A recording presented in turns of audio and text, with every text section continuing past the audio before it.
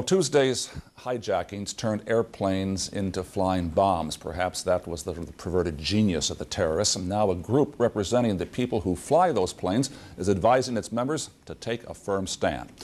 Here's Gene Meserve. For pilots, the rule of thumb in hijackings has always been be passive, be cooperative, get on the ground and into negotiations. Tuesday, the rules changed instantaneously.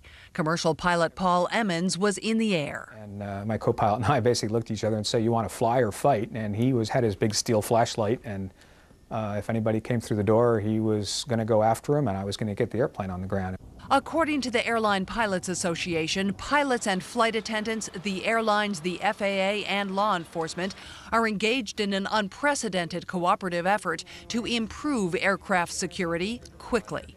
We are at war, and we're treating it that way, and everybody's cutting through the red tape, making decisions. Among the changes being considered on an expedited basis, whether to provide law enforcement escorts, whether to arm pilots with weapons, and how to modify equipment like the cockpit door so it is a more effective barrier.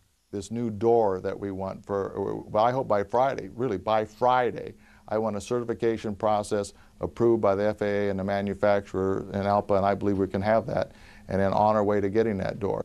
Some airlines have told their pilots to do what they must to save themselves, their aircraft, and their passengers. Pilot Paul Emmons says if his plane is under threat, passengers better hold on. You should be wearing your seatbelt. What does that mean? We can start to maneuver that aircraft so that he cannot function.